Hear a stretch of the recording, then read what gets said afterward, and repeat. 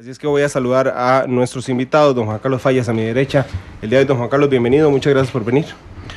Bueno, muchas gracias por la invitación, aquí estamos y a lo que usted mande. Gracias, don Juan Carlos. Don Líder Esquivel, viejo amigo de la casa, además, el jefe de prevención de la Comisión de Emergencias. Don Líder, ¿cómo le va? Muy bien, muchas gracias. Buenas tardes a todos. Bueno, nada más y nada menos que para hablar de un tema que está más que vigente, ¿verdad? Y el cual todos hemos visto el sufrimiento de muchos países e islas en los últimos días. Así que creo que hay muchísimo de qué hablar y cómo nos vemos nosotros dentro de ese escenario. Hay mucho de qué hablar y les agradezco justamente que hayan venido el día de hoy. Algunas preguntas les parecerán muy básicas a ustedes que son expertos en el tema, pero mi idea es que todos entendamos poco a poco por qué es que se dan estos fenómenos.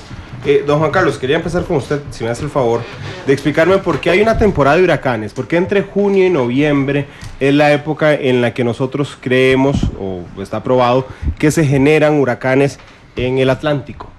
Bueno, en realidad esto es una condición que se presenta fundamentalmente porque el hemisferio norte se encuentra en su estación de verano.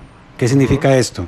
Significa que hay una mayor acumulación de energía en la atmósfera y una forma para que esa energía que ha estado acumulada desde el 21 de marzo, 21 de marzo o 22 de junio, vaya liberándose, vaya equilibrándose, es a través de fenómenos como estos, como son los ciclones tropicales que se dan en la cuenca del Atlántico, que es básicamente el Océano Atlántico, el Mar Caribe y el Golfo de México. En realidad hay que hacer la división en esas tres zonas geográficas para conocer cuál ha sido, digamos, el comportamiento en esas zonas, pero fundamentalmente la temporada, como se llama, que sería, como usted muy bien lo mencionaba, es del 1 de junio al 30 de noviembre. Sin embargo, eso no significa que un ciclón tropical pueda presentarse ya sea antes de esa fecha o después de esa fecha. Es más, el año pasado, al igual que este año, por curiosidades de la naturaleza, se han reportado ciclones tropicales en el mes de enero, cosa que no es usual. Y entonces, pero eso es lo que nos dice la estadística. La estadística lo que nos dice es que la mayor probabilidad de ocurrencia de estos fenómenos sea entre el 1 de junio al 30 de noviembre. El año pasado también hubo uno que se formó, creo que el 29 30 de noviembre, y que nos afectó días después, 1 y 2 de diciembre, don Juan Carlos. Nosotros terminamos el año pasado con Otto. ¿Sí? Ese fue el último. ¿Otto qué día nos tocó? Otto fue el 21 de noviembre. Ah, se iba acabando la temporada. Se iba acabando la temporada y me acuerdo muy bien porque ese día cumplo años. Ok. Buen regalo de cumpleaños le dio la naturaleza. ¿Por qué se forma? O sea, yo sé que hay una explicación científica. Hay una explicación científica, pero ¿cuál es la razón por la que se forma un huracán, don Juan Carlos? Bueno, el hecho fundamental es la temperatura del océano. En ese sentido, y precisamente como mencionaba anteriormente, durante este periodo de verano en que nos encontramos, la temperatura del océano comienza a aumentar. Esa es la fuente de energía, ese es el combustible para el desarrollo de este tipo de fenómenos. Entonces, la temperatura del océano debe de superar los 27 grados Celsius. Okay. Hay unas condiciones del entorno en cuanto a la velocidad del viento alisio que disminuye un poco su intensidad, y hay condiciones en la troposfera superior que favorecen el desarrollo de estos sistemas de baja presión que, dependiendo de su desarrollo, se van creando en las diferentes fases que tiene el ciclón tropical. O sea, aquí estamos hablando de ciclón tropical como un todo, que al final en nuestra zona se le denomina al final de su desarrollo huracán, pero hay otras terminologías dependiendo de la región geográfica del mundo. De nuestra zona, ¿empieza siendo una depresión tropical? Es una depresión tropical. Esto es cuando su velocidad interna, no la velocidad de desplazamiento, porque eso hay dos velocidades aquí. A veces la interna es a la velocidad en que giran los vientos. En que giran los vientos, no a la velocidad en que se mueve. En que se mueve. Y en eso es importante, porque a veces uno escucha, precisamente cuando se dan ciertas informaciones no técnicas, que asocian la velocidad de desplazamiento con la velocidad de giro, y son dos cosas diferentes. Entonces, cuando la velocidad de giro alcanza aproximadamente los 63 kilómetros por hora, entonces se le denomina una depresión tropical. De 64 a 117 kilómetros por hora se le denomina tormenta tropical, y finalmente después de los 118 kilómetros por hora, ya se le denomina en nuestra región como huracán. Y ahí vemos las categorías 1, de 2, 1 a 3, 5, 4 y 5 de Saffir-Simpson. Es correcto. Asume un nombre cuando se convierte en tormenta tropical. Asume un nombre cuando alcanza el grado de tormenta tropical. Antes de eso, únicamente como depresión se le asigna un número. ¿Okay? Entonces, y ya cuando alcanza la tormenta, las características de tormenta, entonces se le asocia el nombre que le corresponde en la lista alfabética que para ese año ya está previamente establecida. Yo soy un asiduo consultor de las páginas del Centro Nacional de Huracanes y siempre me meto a ver los nombres de los 4 años que vienen. ¿Cómo se asignan los nombres de las tormentas tropicales? Bueno, eso básicamente tiene 3 reglas. La primera es que es en orden alfabético. La segunda es alternabilidad de género. Y la tercera... Hasta allá hay alternabilidad. La tercera sería el respeto, digámoslo así, de esa forma, de los 3 idiomas que tiene la región. Francés, el inglés y el español. Entonces, esto con el fin de que no se vuelva a repetir lo que sucedió con Joan, cuando inadecuadamente se le tradujo a Juana, cuando en realidad no era Juana, era Joan. Entonces, uno tiene que respetar el origen del nombre. En ese caso. Y esto es, son listas que ya están previamente establecidas, cada lista se repite cada 6 años, sin embargo, cuando hay un evento significativo, como el caso nuestro, el año pasado en Otto, o este año con Irma, indudablemente el Comité de Huracanes, que lo integramos todos los representantes de los países de la región, tomamos la decisión de sacarlo de la lista y ponerlo, digamos, en la lista del recuerdo, por decirlo de alguna forma, para que en un futuro, cuando se hable de Irma o se hable de Otto, no se confunda quiénes son esos, sino que ya se sabe cuáles fueron. Los más dañinos quedan ahí en la historia, retiran la camiseta. Por decirlo de una forma, sí, básicamente a veces se ha retirado indudablemente por la cantidad de pérdidas humanas, es la parte número 1, luego la parte económica. Sin embargo, en los 2 últimos años, en el 95, en el 2015, el 2016, en realidad se retiraron 2, más que todo por el manejo mediático que se le dio a estos huracanes sin generar la expectativa que genera, como el caso de Patricia en México, donde se retiró no por lo que hizo, sino por el desarrollo mediático que se le generó a su entorno. Sí, de hecho estaba consultando, ya se formó Irma, ya bajó a depresión tropical, ya ahora creo que ya no existe, ya no queda ni como depresión tropical o se mantiene como depresión. Bueno, cuando supera los 35 grados de latitud ya es un ciclón extratropical y en este momento está como un ciclón extratropical. Ok, José está aún activo, Katia ya no. El que sigue, porque hay una depresión tropical que se está formando ahí en el Atlántico, sería Lee, el ciclón que seguirá como tormenta tropical. María, Nate, Ofelia, Philip, Rina, Sean, Tammy, Vince y Whitney serán los de este año. Yo recuerdo haciendo las coberturas acá, sí, perdón, un año que se nos acabaron. Sí, recordemos que no significa que tener toda la lista, todos van a salir. Claro. O sea, eso hay que tener claro porque puede ser que el oyente entre en una etapa de crisis nerviosa y lo que menos queremos precisamente en una emisión como esta de prevención es generar ese tipo de expectativas. Eventualmente y hay una ligera baja presión en el Atlántico, pero en ningún momento en estos momentos se está diciendo que sea una depresión. O sea, podría llegar a ser, y yo creo que en ese sentido tenemos que estar bien claros en manifestar ese tipo de informaciones. Indudablemente, sí, se acabaron las letras y comenzamos con el alfabeto griego, que es parte del protocolo que establece el Comité de Huracanes de la región.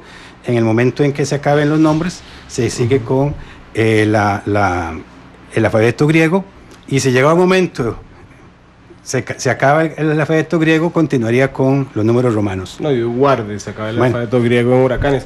Eso ya está establecido así, o sea, es parte de los protocolos. Solo una vez ha pasado, ¿verdad? ¿O ha pasado más de una vez? Yo recuerdo una porque yo trabajaba aquí. No, solo una vez. En esa relación solamente uno, que fue en el 2005, si mal no recuerdo.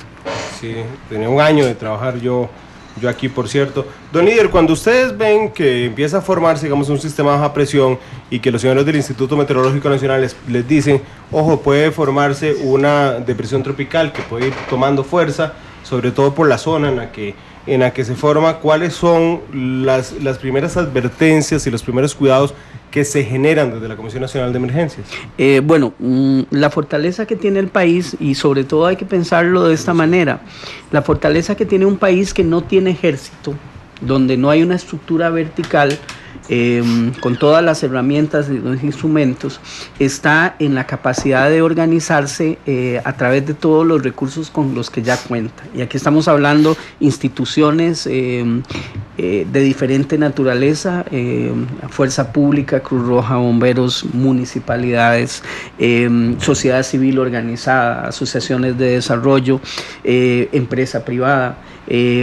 Todo tipo de organización que tiene el país, y mucha de ella integrada a través de los comités municipales de emergencia, y otra estructura que hace algunos años se ha empezado a trabajar en ella, que son los comités comunales de emergencia. Entonces, a partir de que nosotros recibimos un informe de los compañeros del Instituto Meteorológico Nacional, y recuerdo muy bien todavía, como si fuera ayer, cuando Juan Carlos y el jefe de pronósticos del IMN, don Werner Stolz, se comunican con nosotros a través del sistema interno que tenemos de videoconferencia, y nos empiezan a plantear la posibilidad de que un evento que está ahí dando vueltas en noviembre pasado frente a las costas del Caribe nuestro, nos pueda hacer algún tipo de daño, y ese es el famoso Otto. Y eso sucede días antes, ¿verdad? Y entonces a partir de allí ya empieza a establecerse un sistema de alertas. Hay que recordar que nuestras alertas son verde, amarilla y roja, las cuales ya empiezan, la primera etapa de esa alerta es informarnos de que está sucediendo un evento que podría eventualmente, o que se está gestando un evento que eventualmente podría causarnos algún tipo de daño. Y conforme esto va avanzando y vamos teniendo certeza de que eso va a suceder, vamos migrando a alerta naranja, alerta roja, pero no es solo el color significa algo. El primer nivel es estar atentos e informados. El nivel amarillo es movilizarnos, prepararnos para la movilización, y la alerta roja es movilizarnos ya. Así que nosotros pasamos todas esas etapas. Inclusive hubo un momento en que tuvimos el país, hay un mosaico de diferentes mapitas de Costa Rica conforme fue cambiando esa coloración y conforme fuimos tiñendo el país poco a poco de color, primero verde, luego pasamos a naranja. Hubo un momento en que casi el 80% del territorio nacional estuvo en rojo, y esto implica detrás de estos colores hay toda una movilización de recursos de diferentes instituciones, no solo las instituciones que uno ve obviamente en una primera respuesta como Fuerza Pública, Cruz Roja, bomberos, sino también todos los recursos de las instituciones como Ministerio de Agricultura, Ministerio de Salud, municipalidades, Caja, etcétera, etcétera, etcétera. Todo ese es nuestro ejército. Y además, bajo eso sí, planes y programas de primera respuesta que han sido previamente diseñados y en algunos casos, como hoy, ensayados en simulacros. De hecho, don Juan Carlos, ayúdeme también a traerme abajo o a confirmar algunos mitos que he escuchado durante las últimas horas.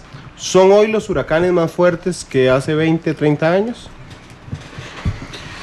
Bueno, en realidad ha habido un incremento significativo, pero no es que sea el absoluto. ¿Qué quiero decir con esto? Han existido eventos tan severos, pero no tan frecuentes. Aquí la diferencia es la frecuencia de los eventos. Entonces, en ese sentido es lo que marca la diferencia. Pero, por ejemplo, se decía, es que Otto es la primera vez que llega hasta el sur de Centroamérica. No es cierto. 1969, el huracán Marta.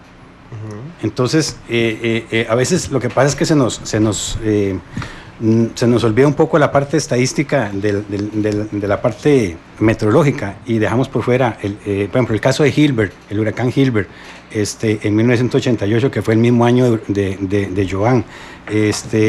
El huracán Camila, a principios de los años 70, fueron huracanes que generaron una expectativa de destrucción sumamente significativa, muy intensos.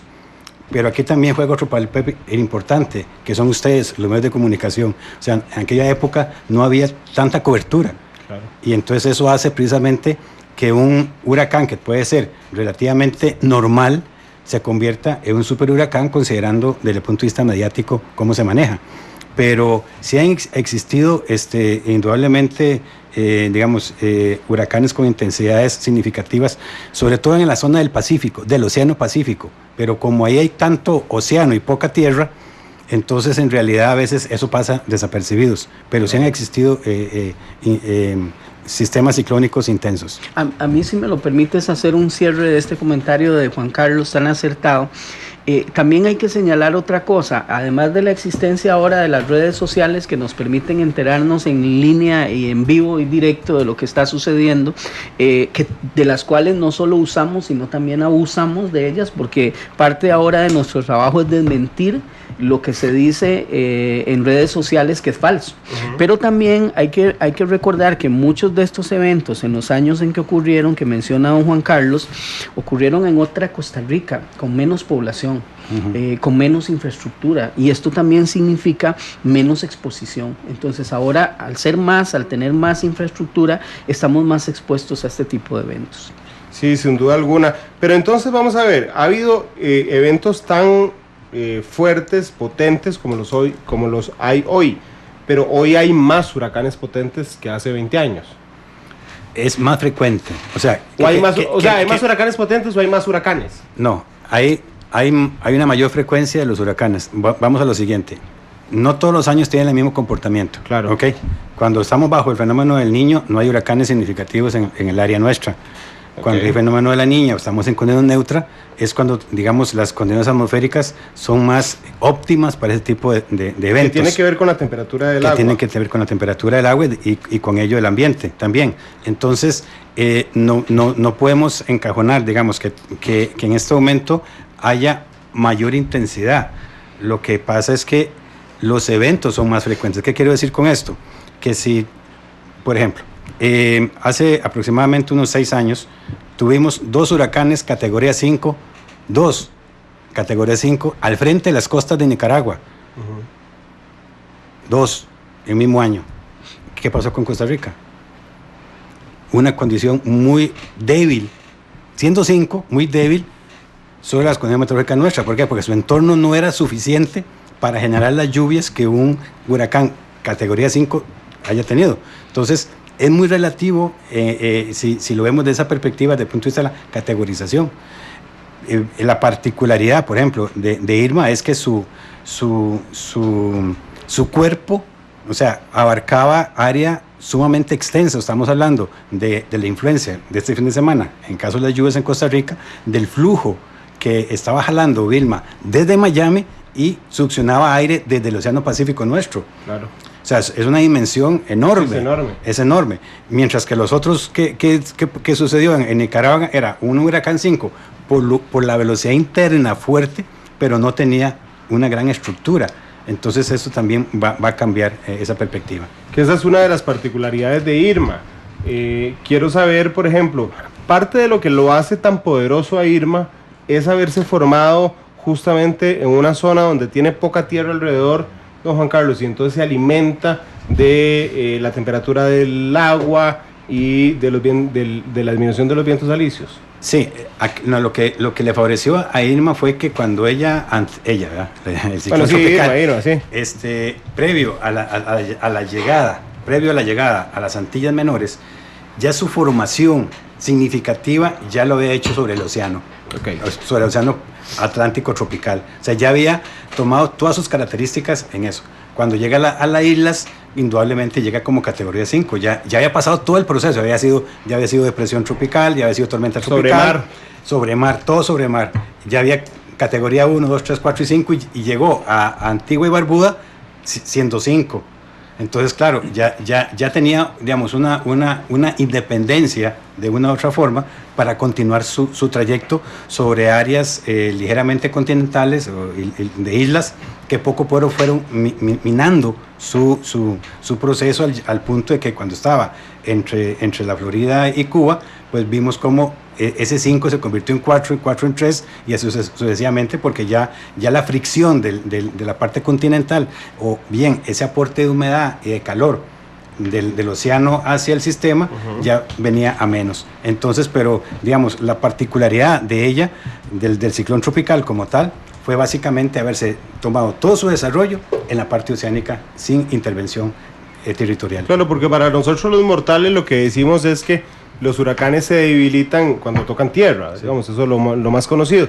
En el caso de Irma se forma en agua, y entonces crece en agua, se hace poderosísimo en agua y pasa por territorios muy pequeñitos, digo, comparado indudablemente con los territorios continentales. Habíamos tenido, digamos, obviamente la referencia Soto para Costa Rica de los últimos años, don Idir, pero estaba viendo el libro de histórico de desastres en Costa Rica que usted me trajo muy amablemente y encontré una referencia en el 54 ya al huracán Hazel, hay otro en 1956 al huracán Greta, ya había, digamos, ¿eran grandes huracanes que afectaban territorio costarricense o eran huracanes 1 y 2 que se acercaban? Bueno, como lo decíamos anteriormente, en los años 70 tenemos otra Costa Rica, hay áreas despobladas que ahora ya no lo son. Habían áreas donde e inclusive no teníamos las herramientas, o no tenía el país las herramientas en esos años para monitorear o darle seguimiento como lo hacemos ahora. Creo que también don Juan Carlos, con él lo hemos hablado varias veces, la experiencia que significó para el país el huracán Joan, y que inclusive a la gente se evacuó hacia el Pacífico Sur de una u otra manera, porque era lo que se percibía para muchas autoridades. El evento estaba en el Caribe y era el Caribe el que iba a ser afectado. Limón, recuerdo que en esa época se hizo un enorme esfuerzo por evacuar una cantidad importante de pobladores de Limón, a pesar de que el evento finalmente se comportó como ahora entendemos por qué lo hace, y afectó de manera indirecta el Pacífico, muchas de las zonas que no consideramos como áreas de evacuación. Entonces, estos eventos fueron grandes, algunos, otros fueron medianos. Los que están ahí reportados en este documento, todos generaron daños.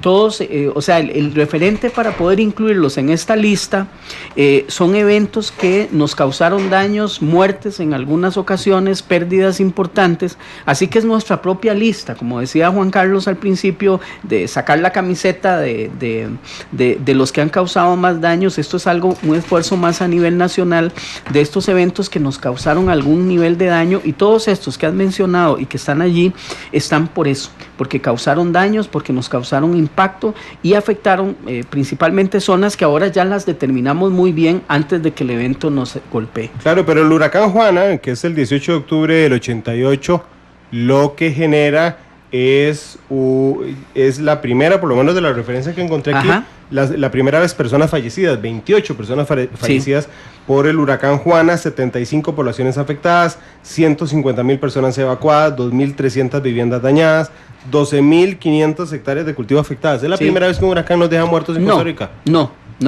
Lo que pasa es que los tenemos por ahí, los tenemos registrados porque el huracán Joan, como lo decíamos también, fue uno de los que mediáticamente más seguimiento le dieron. En los años 70 posiblemente no teníamos esa capacidad de monitoreo, de tecnología, y además los medios de comunicación no estaban tan desarrollados como lo están ahora.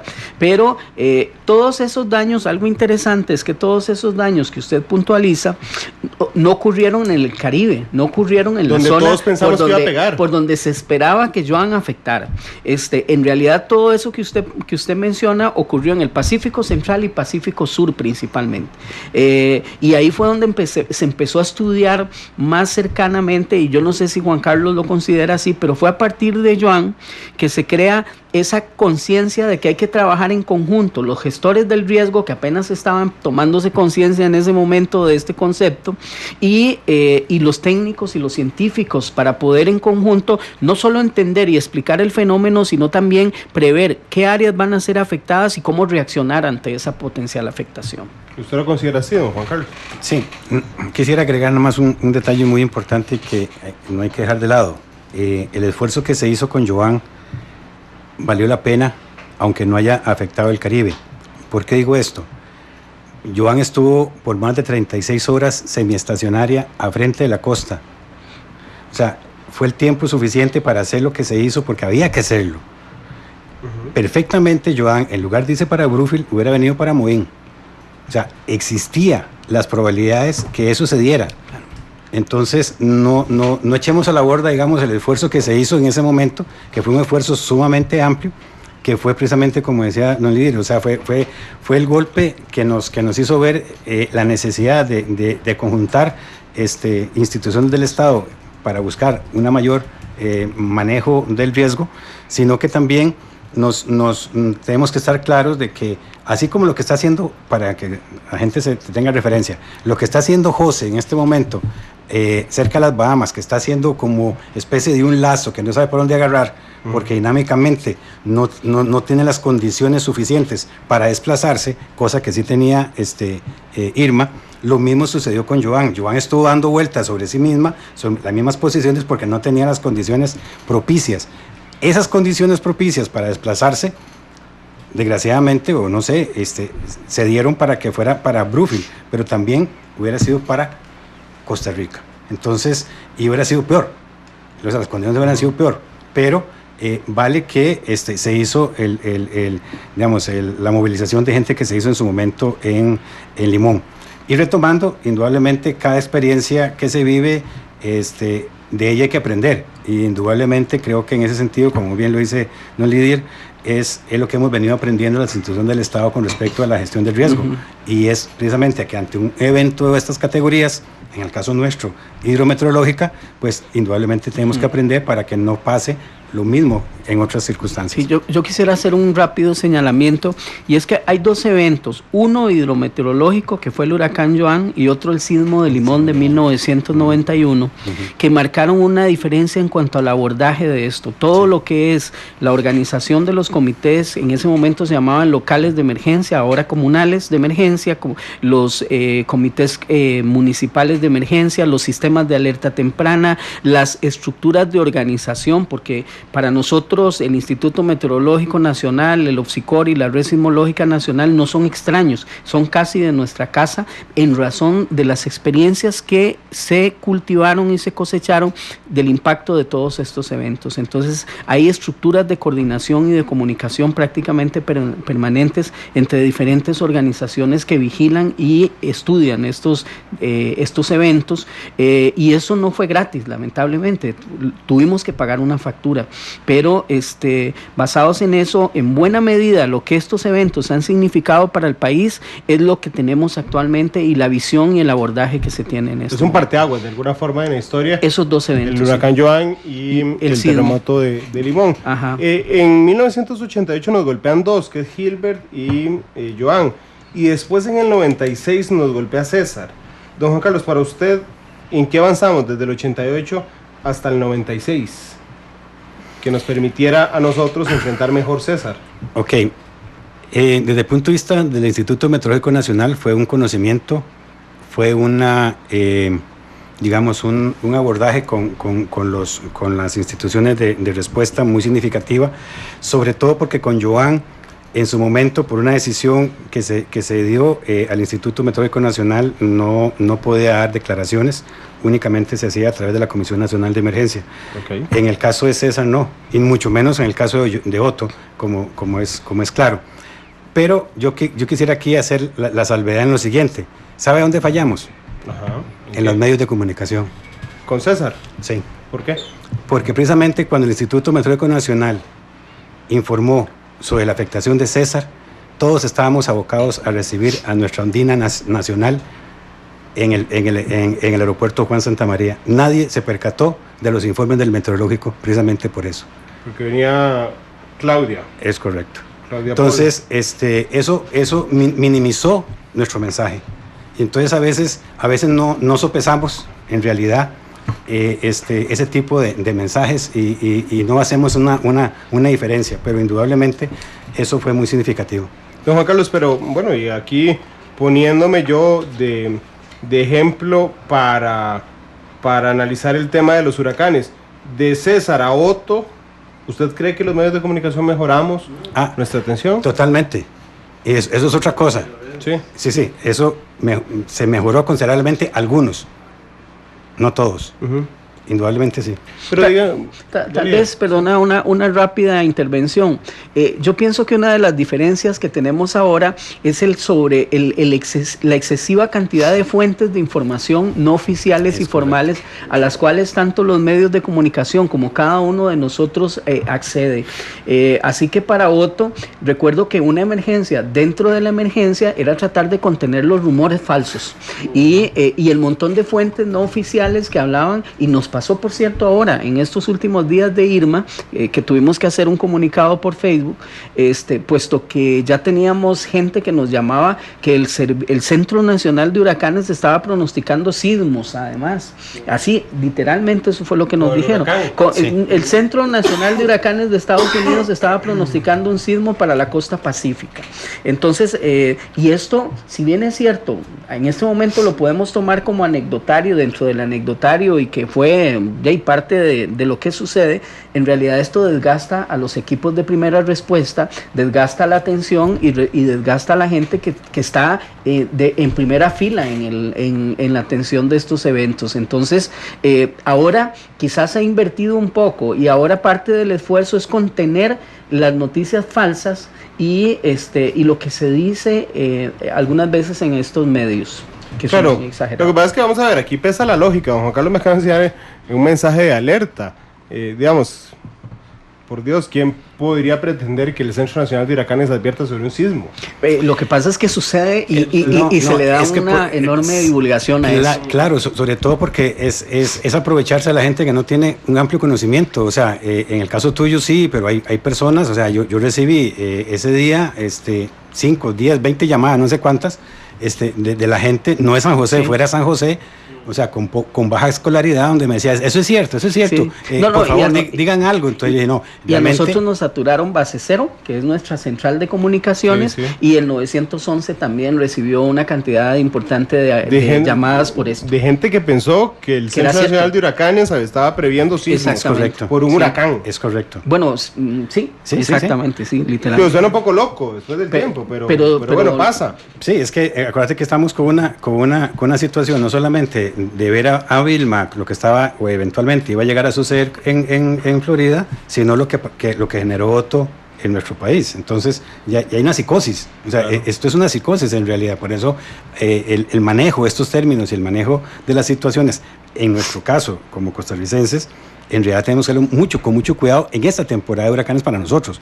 Como alguien me reclamó, mire, es que ustedes tienen que informar. Yo no, nosotros tenemos que vamos a dar la información de la afectación de Irma en el momento en que nosotros consideremos oportuno hacerla. No vamos a adelantar, no vamos a atrasar, y vamos a darlo en el tiempo indicado. ¿Por qué? Precisamente como un respeto a la psicosis que tiene la sociedad costarricense con respecto a este tipo de fenómenos. Sí, claro. De hecho, en Irma les conté que yo era un asiduo visitante de la página del Centro Nacional de Huracanes.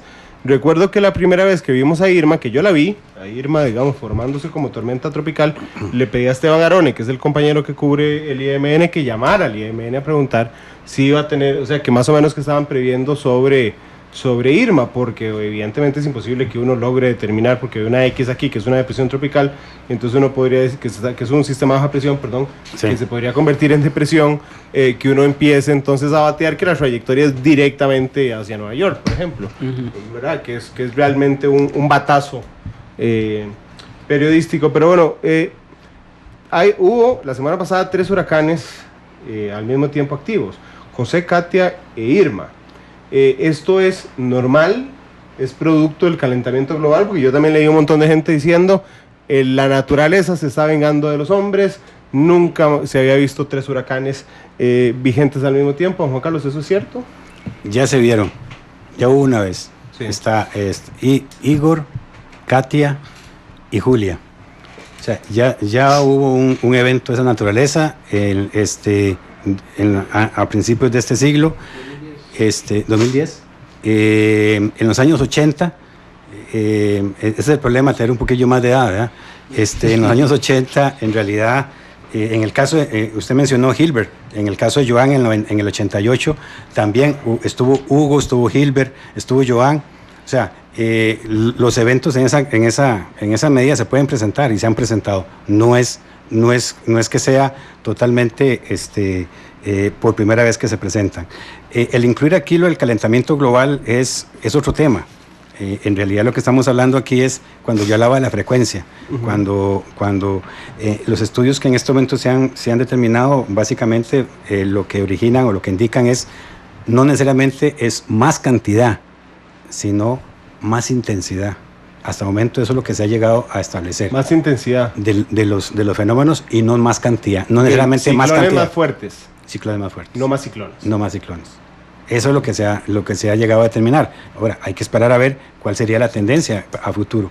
Pero recordemos que temporada a temporada cambia. O sea, claro, en este momento el promedio que se maneja son de 12 ciclones tropicales, por ejemplo. Entonces, ¿y cuánto llevamos? Llevamos en este momento esa media. Nos falta todavía septiembre y octubre, que son, por lo general, en condiciones de temporadas normales, los más activos de la región.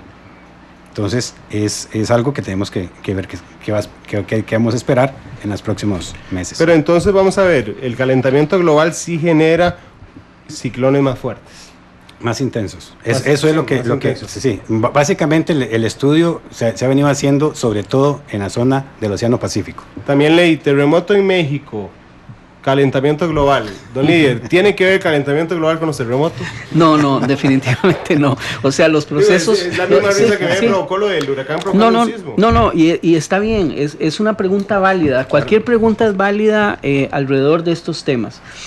Los procesos geológicos se generan a profundidades de kilómetros, no tienen interacción con la atmósfera, así que lo que sucede con volcanes, con sismos, está desligado totalmente de lo que sucede en la atmósfera. Lo que pasa es que, claro, lo que en algún momento puede darse es que uno vaya a maximizar los efectos que pueda generar. Un ejemplo, por ejemplo, un sismo fuerte que se dé en un momento en que tenemos la afectación indirecta de un huracán, posiblemente los deslizamientos se van a multiplicar porque tenemos los suelos saturados y entonces es más fácil, es más frágil el terreno y los efectos de ese sismo se pueden multiplicar y así hay muchas interacciones, pero que uno condicione al otro definitivamente. O sea, sí, que el calentamiento global cause sismos más fuertes, eso no tiene asidero científico. No. Lo que sí hay que recordar es que estamos en un territorio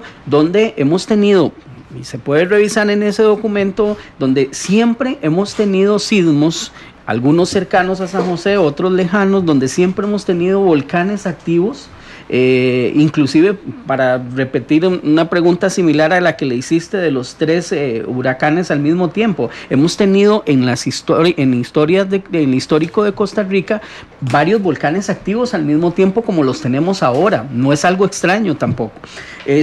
Así que es un territorio bendecido indudablemente por Dios, es una zona muy bonita, es una área, en realidad es un país en el cual yo creo que todos estamos encantados de vivir, pero es un país con una dinámica geológica y climática intensa, así que vamos a tener siempre un poco de todo.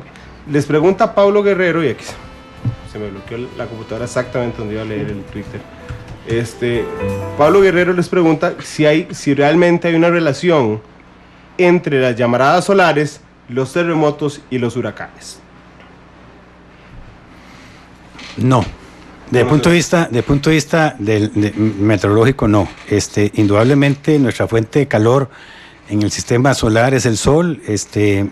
Todo lo que pasa desde el punto de vista del estado del tiempo tiene que ver con la cantidad de energía que recibe la atmósfera, pero recordemos que este tipo de actividades solares se dan a lo largo del año, no específicamente única en el verano del hemisferio norte, sino que en cualquier momento se pueden presentar, así es que no existe una relación directa. Indudablemente si hay una afectación de índole energético, hay una afectación de índole de ondas electromagnéticas, pero desde el punto de vista del efecto de esa tormenta solar con los huracanes directamente, no. Sí, ni nos calienta más el agua. No, indudablemente no, porque en realidad estamos en una época donde el sol está incidiendo más sobre el hemisferio norte y indudablemente hay un calentamiento que es lo normal. Es el normal. Es lo normal. Sí, no, igual la llamarada no llega aquí como llamarada. No. Llega como energía. En el caso de los terremotos, don Líder. Tampoco, no hay una relación, por lo menos que se haya logrado comprobar científicamente de que afecten de alguna manera la incidencia. En los últimos años y principalmente los institutos de investigación en China y Japón han apostado a tratar de entender el fenómeno sísmico y con un objetivo, y es el de poder adelantarse a una ocurrencia. Pero sin embargo los avances todavía son pocos. Posiblemente algún día esto cambie, pero lo cierto es que en el corto y mediano plazo estamos muy lejos todavía de conocer con tanta profundidad la génesis de estos eventos como para buscar esa clase de influencias. Así que de momento nos queda saber cuáles son las zonas más potencialmente sísmicas y prepararnos para ello. Claro, de hecho, no sé si fue hace 3 años o 4 años que unos brasileños empezaron a decir que adivinaban, y no solo, vamos a ver, es que cualquiera puede decir que adivina sismos, sino que los medios de comunicación de América Latina empezaron a darle pelota a estos brasileños, don Líder. Y nos causaron mucho problema, porque inclusive en algún momento hicieron un pronóstico para Costa Rica, para una zona de Costa Rica que no preciso en este momento, pero la verdad es que nosotros tenemos una enorme ventaja, y es institutos de investigación y monitoreo de eventos, tanto meteorológicos como geológicos, muy consolidados, profesionales muy consolidados, con los cuales además contamos con su colaboración y su asesoría permanente. Entonces esto nos permite también asumir una posición con relación a estos pronosticadores. Claro, tengo un leve recuerdo de que en algún programa de radio pusieron a pelear directamente a los brasileños con, creo que era Lopsicori, no me acuerdo si era don Marino Proti, pero digo, los pusieron a discutir. Sí, no, y la presidenta nuestra en ese entonces de la Comisión Rosales, de Emergencias, también participó en la discusión, recuerdo. El problema es también, por más argumentos que se tengan, uno siempre tiene la sensación de que es que siempre quedará la duda en el ambiente entre las personas que están escuchando, claro. ¿Verdad? Lamentablemente. Pero el tiempo da la razón. El tiempo da la razón, exactamente, en eso sí tiene usted razón, porque ningún sismo, si puede ser que algunos por casualidad se hayan presentado, pero ninguno, siempre se les pidió algo en lo cual ellos nunca daban: den el método científico, den a conocer el método científico por medio del cual ustedes identifican que esos sismos se van a presentar ese día en esas zonas en particular, y allí nunca hubo una retroalimentación válida, por lo menos. Sí, porque yo sí recuerdo, y tiene razón usted, que da la duda esa de que uno decía, pero doña Vanessa los acaba de regañar al aire, los dejó en ridículo, pero no faltaba quien dijera, bueno, pero pegaron el sismo. Exactamente. ¿Verdad? Pero bueno, lo cierto es que ya no existen. Sí, lo que pasa es que también cuando usted habla de que en una zona sísmica, ya de por sí sísmica, va a temblar, es como que yo me adelante a los compañeros del Instituto Meteorológico Nacional y diga que en octubre va a llover.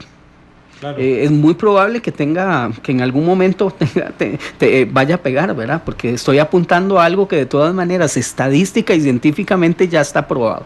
Sí, don Juan Carlos, dice Gustavo Espinosa, recordándolo a usted en el 96, cuando volvía a Claudia Paul de las Olimpiadas, dice: Randall, ¿qué hubiera pasado si el huracán Otto ocurre el día en que la selección volvió de Brasil 2014? Seguramente hubiéramos estado lamentando mucha más tragedia que la que generó Otto. Indudablemente.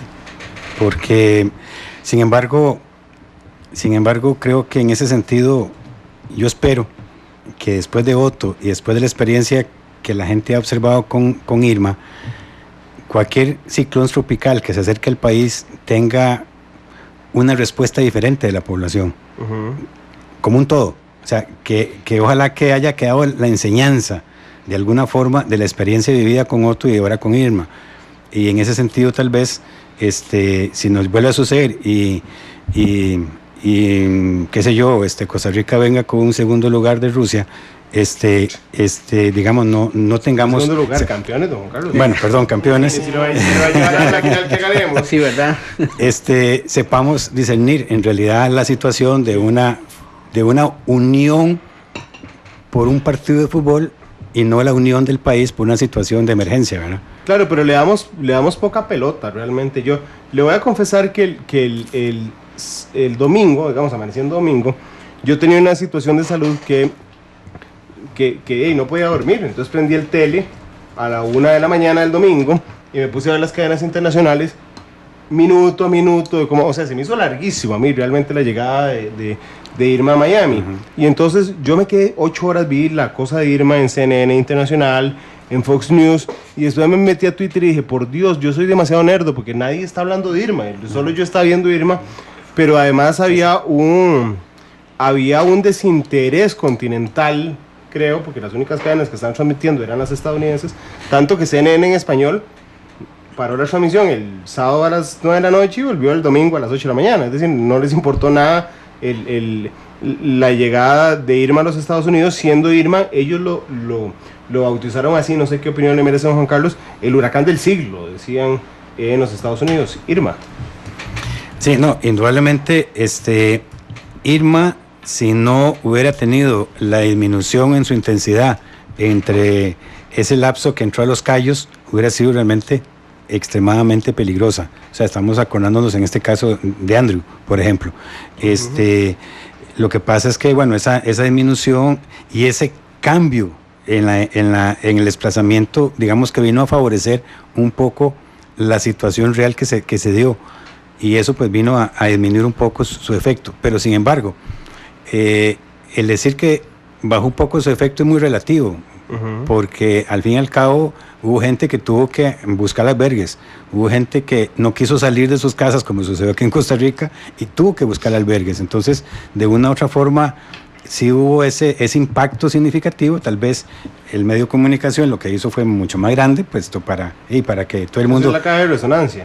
Sí, y no solamente eso, que todos estuviéramos pegados al televisor. En caso, a mí me pasó lo domingo. Yo el domingo pasé, o sea... No venía a Cartago a ganar. No, bueno, ¿qué le puedo decir? Pero era pegado, o sea, hasta mi señora me dio permiso de verme todo el día ahí. Dice, es parte del trabajo del fin de semana. Porque también estábamos controlando eventualmente las condiciones que se podían dar en el país, y hay que estar en todas, en ese sentido. Ahora bien, la prevención en los Estados Unidos, don Lidier, se evacuaron a 6,5 millones de personas. Así es. Uno veía las tomas el domingo a la madrugada de Miami, era una ciudad fantasma, pero Miami no es San José, es una ciudad enorme, fantasma. 400 albergues, si no me falla la memoria, aún así había uno que otro que se quedó en la casa, pero yo creo que la evacuación no tiene precedentes en la historia actual de lo que pasó en los Estados Unidos. Bueno, lo que pasa es que también al hacer comparaciones, Miami es una región sumamente desarrollada, hay una enorme cantidad de infraestructura. Yo quiero ver los datos de pérdidas también, y cuando se sume Harvey, que fue unas semanas antes en Houston o en Texas, y Irma en la Florida, las pérdidas económicas, no tanto en vidas, porque en eso hay que reconocer que hubo una movilización típica de un país con los recursos que tienen los Estados Unidos, donde hay ejército además, donde está el FEMA, que es toda una organización que cuenta con el apoyo del ejército de Estados Unidos para movilizar camiones, helicópteros, barcos, etcétera, y además a la población que se fue por sus propios medios, en algunos casos se trasladó hacia el norte, pero que también algunos de ellos fueron llevados a albergues previamente identificados. Tengo entendido que había muchas escuelas, gimnasios, etcétera, algo muy similar a lo que aquí se hace, pero guardando obviamente las distancias. Pero dice la BBC de Londres hoy, lo decía en la mañana, que el cálculo de las aseguradoras son pérdidas de $50,000 millones, Que es más la mitad de lo que habían proyectado, por cierto. Bueno, pero es que hay que sumar ambos, ¿verdad? Harvey solo en Irma. Sí. Faltará Harvey. Claro, pero también lo que mencionaba don Juan Carlos, todas las expectativas, porque en Estados Unidos existen escenarios creados y ellos los ponen a correr. O sea, cuando tienen un evento tipo Irma, lo que hacen es como una especie de un juego informático donde ya identifican cuáles son las zonas que potencialmente pueden inundarse, cuántas viviendas están en esas zonas inundadas, cuántos puentes, cuántas familias, cuántos edificios públicos, cuántas carreteras, y eso lo traducen en dinero. Claro, pero la gente hace caso. Relativamente, sí. Porque también vi algunas noticias donde decían que los cuerpos de socorro no reaccionaron a las llamadas de muchas personas que hicieron al 911, que no acataron la orden de evacuación. Pero se les sí había advertido, porque el alcalde de Miami-Dade el sábado en la noche dijo: a partir de ese instante la policía queda deshabilitada. Solo estamos atendiendo emergencia, así es que si usted se quedó, voy a ver cómo se salva, porque no podemos ir a salvarlos. Pero digo esto porque en el caso del alcalde de Miami-Dade, Don Lidier no tuvo que agarrarse con ningún alcalde. Totalmente de acuerdo. No tuvo que ver a ver dónde sacaban las colchonetas. Totalmente. O sea, es decir, evacuaron a 6,5 millones de personas. Sí. Bueno, muchos de esos 6,5 millones se autoevacuaron. Hay que tomarlo en cuenta. Es parte de la cultura y de una población que tiene diferentes herramientas de comunicación y además, efectivamente, o sea, hay un respeto a la autoridad. Y ahí, digamos, la autoridad estableció una línea de acción y una cantidad importante de la población, no toda, pero una cantidad importante de la población lo acata, ¿verdad? También hay algunos aspectos que son anecdóticos, como por ejemplo la gente que se decidió dispararle al huracán y que por los medios, precisamente por las redes sociales, alguna gente creyó que de esa manera se podía disminuir el impacto de él, y más bien estaban ocasionando un problema con las balas caídas y todo este tipo de cosas. Pero lo cierto es que sí, cada sociedad actúa de manera diferente, de acuerdo a sus valores, a sus principios, a sus recursos económicos también, y además a su propio imaginario de lo que pueda suceder ante un escenario de este tipo. No, yo quería agregar otro detalle, y es una cuestión de educación, una cuestión de cultura, y también es el hecho de que han experimentado ya varios huracanes, y eso marca una pauta en nuestro país. Eso hace falta. Suena feo decirlo, pero la gente tiene que reaccionar y tener presente de que cuando nosotros hablamos de un huracán, es un huracán, o sea, no es un cometa, como alguna vez se dio que nos llamaban a preguntar: mire, ¿dónde se puede ir a ver? O sea, esto no se ve, esto se siente. Y en ese sentido yo creo que es un elemento significativo. Y lo otro es, ¿qué hubiera pasado si Irma se desplaza tan lentamente como Harvey? Hubiera sido tremendamente, claro, porque estuviera un montón de rato ahí dando vueltas. Fatal, ¿verdad? O sea, la ventaja adicional, no solamente que haya bajado de intensidad, sino que se haya desplazado mucho más rápido que Harvey sobre el continente, y eso favoreció a que esa acumulación de lluvia no tuviera los grados que alcanzó con Harvey. Bueno, pero ojalá justamente como país alcancemos esos grados de educación. Totalmente. Realmente lo dije con sorna, pero es que mientras ustedes dos y el resto de la Comisión de Emergencias tenían que estarse agarrando con el alcalde de Upala en la atención del huracán Otto, en Estados Unidos era se va o se queda ahí salado. Exactamente, que más o menos era la narrativa que se armaba en la prevención. Les pregunta Richard Sánchez: ¿cuál es la probabilidad de volver a ser afectados directamente por un huracán de intensidad mayor o igual a Otto, Juan Carlos? Bueno, estadísticamente en cada temporada eso va alrededor de un 10%. En cada temporada, cada año estamos manejando un 10% de probabilidades. 1 de cada 10 huracanes. En ese sentido, digamos que el año pasado ese 10% se convirtió en 100 al ser afectado por Otto, pero esa es la probabilidad con que se juega. El asunto aquí es el retorno. Cuando volvemos a presentar una sesión de estas, en este momento no tendríamos claridad en ese aspecto. Lo que sí es importante, y creo que esto sí marca una lección aprendida, es que para cada fin de temporada nosotros nos volvemos más vulnerables ante una situación, una amenaza ante la situación de un ciclón tropical. ¿Por qué? ¿Qué significa esto? En 1887, cuando fue la primera tormenta tropical que afectó Tortuguero, fue en diciembre. 1969, noviembre. 1973, una depresión tropical, noviembre. Otto, noviembre. Joan, finales de octubre. O sea, fin de la temporada. Entonces, indudablemente esto marca una pauta y eso es lo que tendríamos que ir visualizando, analizando e indudablemente ponerle cada vez más cuidado en ese sentido. Gilbert, septiembre. Indirecto. Además, sí. César. Julio.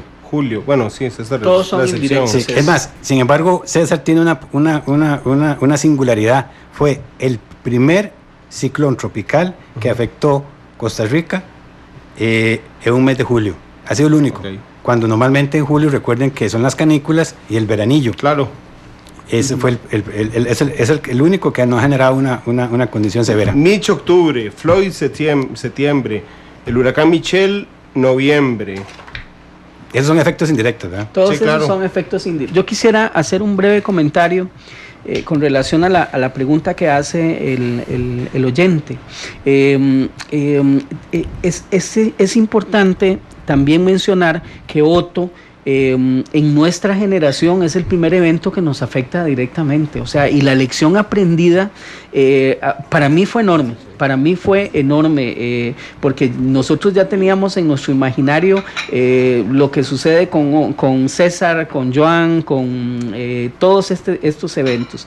Pero Otto marcó un escenario totalmente diferente a lo que esperábamos, un escenario totalmente diferente para nosotros y para la población. Por primera vez se decreta un asueto de 2 días para todo el país, que a mí me pareció una decisión al principio arriesgada del señor presidente, pero después me pareció que fue correcta y fue necesaria y que ayudó montones a sensibilizar a la población y a nosotros atender mejor a la población afectada. Regálame unos momentos para ir a nuestra sala de redacción.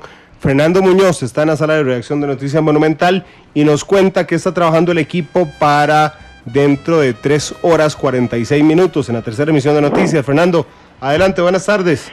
¿Qué tal? Buenas tardes, Randall, a usted, a los representantes de la Comisión Nacional de Emergencias y del Instituto Meteorológico Nacional y por supuesto a quienes escuchan Matices a esta hora. Parte de las informaciones que estamos trabajando acá en redacción para la tercera emisión de Noticias Monumental, por supuesto, los resultados ya tras el análisis de este simulacro que se realizó esta mañana tarde en San José de un supuesto sismo de 6.5 grados que involucró a muchísimas instituciones y que bueno, hemos también obtenido algunas reacciones al respecto, el análisis de las personas y de las autoridades involucradas, si fue o no efectivo y qué tan preparado está el país también para que se dé una situación de este tipo. Contarle también en otros temas, el ministro de la Presidencia, Sergio Alfaro, defendió hace algunos minutos, concluye de hecho, una audiencia en la Comisión de Asuntos Hacendarios, donde ha estado defendiendo el presupuesto para el próximo año del gobierno, un presupuesto que, como ya lo mencionábamos antes, es de 9.3 billones de colones, así que pues obviamente se le está dando el seguimiento del caso. Entre algunas otras cosas ha mencionado que disminuye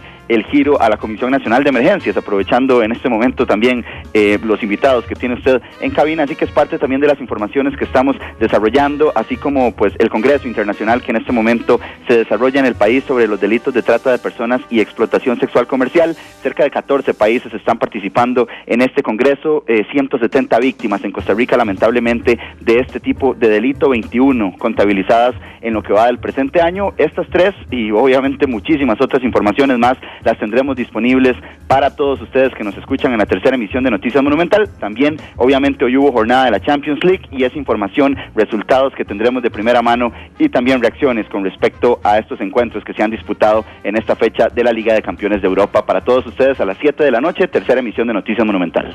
Oiga, Fernando, pero un momento antes de irse, sí. ¿Cómo quedó el Barça? El Barcelona ganó 3-0 caminando ante la Juventus. 3-0 ante la Juve. 3-0 caminando, le anularon el cuarto, así que bueno, más o menos para que se dé una idea de cómo estuvo el partido. Bueno, usted y yo íbamos con la Juve. Pues sí, pues no fuimos buen amuleto. Cartagué a la Juventus de Turín. Gracias, Fernando. Estaremos atentos entonces a las 7 de la noche hoy en la tercera emisión de Noticias Monumental. Don Juan Carlos, una de las diferencias fundamentales con los huracanes anteriores, yo he dicho varias veces lo del Centro Nacional de Huracanes, y es que hasta antes de que existiera internet, los que tenían acceso al Centro Nacional de Huracanes eran ustedes. Ahora a mí me basta poner la dirección y ver qué está diciendo el Centro Nacional de Huracanes. Pero el Centro Nacional de Huracanes de los Estados Unidos no sustituye la oficialidad del Instituto Meteorológico Nacional para Costa Rica. Juan Carlos, ¿cómo es la relación que tienen ustedes con el Centro Nacional de Huracanes? Bueno, gracias Randall por la pregunta, porque yo creo que es importante hacer esta aclaración. En primer lugar, existe el Comité de Huracanes de la región Norte, Centroamérica y el Caribe. O sea, ahí estamos representados cada país en ese comité, donde el Centro de Huracanes se vuelve como digamos, el ente científico del comité. Nosotros tenemos establecido ahí toda una serie de protocolos en donde existe una comunicación directa entre lo que es el Centro de Huracanes y los servicios meteorológicos de cada una de las regiones. Indudablemente la oficialidad por protocolo siempre le va a recaer al servicio meteorológico del país correspondiente, en este caso, en el caso de Costa Rica, al Instituto Meteorológico Nacional. Por ejemplo, cuando usted observe, y espero que no lo observa, pero bueno, si llega a suceder, o nos acordamos en el caso de Otto, en el mapa de Centroamérica, una raya roja, una raya azul sobre Costa Rica, en el borde de Costa Rica, esa raya que significa precisamente la advertencia, ya sea de vientos huracanados o vientos de tormenta, esa raya es puesta no por el Centro de Huracanes, sino no únicamente por el Centro de Huracanes, sino en mutuo acuerdo entre el Centro de Huracanes y Costa Rica. O sea, ellos en los informes que ellos emiten, y usted puede leerlos, cuando aparece Cuba, Haití, República Dominicana, las Bahamas, hacen referencia a un país, ellos previamente han consultado las particularidades que espera el servicio meteorológico de ese país para ponerlo ahí. ¿Qué quiero decir con esto? O sea, ellos no conocen, si alguien le llega y preguntan desde aquí a Costa Rica, mire, va a llover en la península de Osa, ellos no saben ni siquiera qué es la península de Osa. Claro. ¿Ok? O va a llover en Limón, o sea, conocen Limón porque lo tenemos como punto de referencia, pero no tienen el conocimiento climático de lo que implica el efecto de un huracán y sus efectos directos o indirectos sobre el país. Ellos conocen la parte macro. Entonces, la relación, por eso cuando uno observa que los medios de comunicación mandan al Centro de Huracanes o hacen llamadas al Centro de Huracanes preguntando por si va a llover en San José, o sea, uno dice, qué lástima esa plata que se gastó, porque en realidad el servicio y la responsabilidad sigue siendo del Instituto Meteorológico Nacional. Don Juan Carlos, ahora usted que decía que era más común, con base en las estadísticas históricas, que fuera hacia los últimos 2 meses de la temporada de huracanes, donde Costa Rica está más expuesto a vivir los efectos directos o indirectos de ciclones tropicales. Usted me decía al puro inicio de la entrevista hoy que en la temporada de huracanes del Atlántico se forman en 3 lugares. En el Atlántico, como se formó Irma, como donde está José, digamos que es más hacia el este de Cuba y de las Antillas, ¿verdad? Después en el Golfo de México, donde se formó Katia recientemente, y en el Mar Caribe. En estos 2 meses que faltan y un poquito más de la temporada de huracanes, es más frecuente que se formen en el Mar Caribe, que es justamente donde los tenemos más cerca.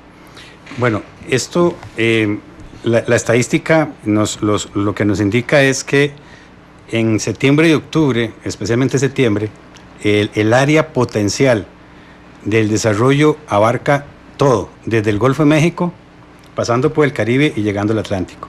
En octubre, esa área comienza a disminuir y elimina la parte del Océano Atlántico y comienza a concentrarse Golfo de México y Mar Caribe. En noviembre, únicamente Mar Caribe. Okay. Entonces, es como un acordeón. O sea, ese mismo movimiento que tiene al final de la temporada lo tiene al inicio de la temporada. O sea, al inicio, por ejemplo, en mis buenos tiempos de niño, cuando íbamos todos con la ropa mojada, porque habían temporales de 1 semana, de 2 semanas, no los de ahora, uno siempre en mayo esperaba un temporal, y era precisamente porque era el inicio entre mayo y junio de esos temporales, de esa actividad de los ciclones tropicales que se daban en esa época. Ya dejó de ser, pero en realidad se iniciaba la temporada en el Caribe, luego se extendía al Golfo de México y luego terminaba en el Océano Atlántico.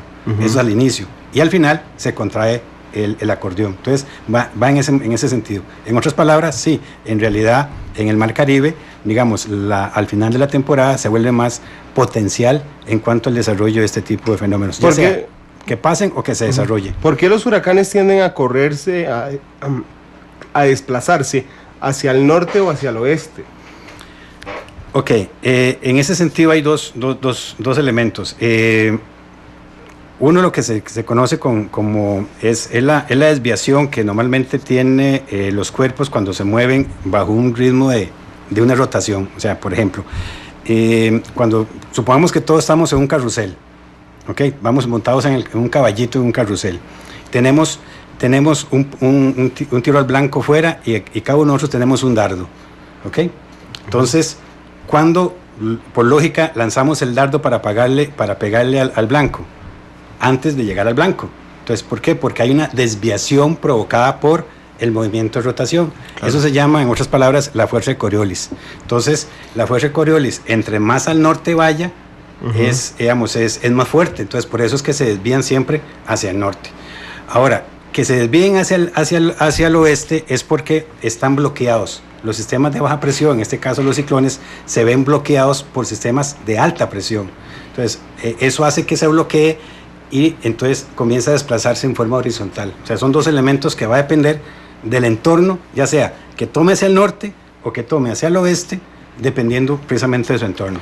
Sí, porque yo le quiero decir a la gente para que lo grafique en su cabeza, que si usted ve un mapa de América, donde tiene a la derecha Europa, lo más probable es que usted vea formándose una tormenta tropical o un huracán y que este se desplace hacia el norte o que se desplace hacia la izquierda, hacia el oeste, justamente por la explicación que acaba de dar don Juan Carlos. Don líder, estamos listos faltan los 2 meses más fuertes de la temporada de huracanes, donde se forman justamente en el Caribe, que abarca prácticamente desde las costas colombianas hasta el Golfo de México.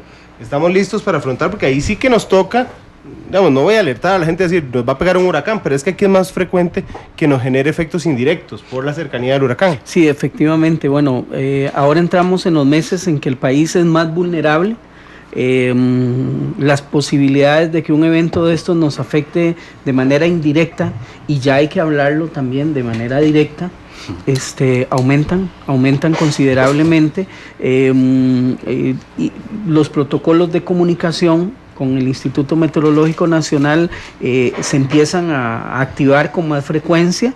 Igual los procedimientos de activación de los comités comunales y municipales de emergencia en las diferentes partes del país. Entonces, yo no me voy a atrever a decirle que sí, que estamos listos y que estamos preparados, porque hay eventos que por su magnitud posiblemente es muy difícil creer que haya un país que esté listo, ni siquiera un país con todos los recursos como los hemos visto en estos días atrás. Sin embargo, sí hay una estructura a nivel nacional, a nivel regional y a nivel local que se ha concebido para atender en conjunto y como país los eventos que nos puedan afectar. Yo creo que existe la experiencia, tenemos la tecnología, tenemos el expertise en diferentes niveles como país para poder enfrentar eventos de esta naturaleza. No digo que no vayamos a tener pérdidas si se nos acercan y nos afectan indirectamente, no digo que toda la población vamos a poder movilizarla o se va a poder movilizar, porque siempre hay matices, siempre hay situaciones que ocurren, pero sí le puedo asegurar que vamos a hacer el mayor esfuerzo posible por atenderlo de la mejor manera posible y reducir las pérdidas y la exposición a la vida de la mejor manera posible. Don líder, muchas gracias por venir hoy. Mucho gusto. Juan Carlos, muchas gracias por venir. No sé si quería cerrar con algo. Sí, cómo no, Randa. Más bien, bueno, primero que todo, agradecerle la invitación y retomar un poco lo que mencionaba el líder, en el sentido de que, bueno, estamos en la etapa lluviosa más significativa. No podemos dejar de lado la saturación de suelos. En ese sentido, por cualquier situación que se nos presente, esa saturación de suelos nos puede generar una situación para salir corriendo. Sí quisiera retomar también un elemento importante, y es el esfuerzo que ha hecho el Instituto Meteorológico Nacional. Les puedo comentar con gran orgullo que en este momento el Instituto está contando con un equipo del receptor de satélite. El último satélite meteorológico que se lanzó fue en noviembre del año pasado, el GOES 16. y podemos decir que Costa Rica es el primer país latinoamericano que tiene ese receptor de satélites, y eso nos ha facilitado mucho lo que es la determinación de los centros de nubosidad incluso las descargas eléctricas, y eso pues yo creo que es meritorio, porque es el país el que ha ganado con esta inversión, y como lo dice el líder, estamos preparados. Nos falta mucho por conseguir, pero creo que esto ha sido un esfuerzo que nos ha costado bastante, pero gracias a Dios lo tenemos. Así es que, y agradecerle, ya sabe que estamos en la mayor disposición de nuestra parte cuando sea necesario regresar, Randall. Gracias, don Juan Carlos. 3:27, don Juan Carlos escogió la canción para cerrar hoy, la comparsita, vamos a bailar tango. En recuerdo a mi padre. Sí. Esta es la versión interpreta Julio Sosa. Gracias, don Juan Carlos, gracias, don Lidia.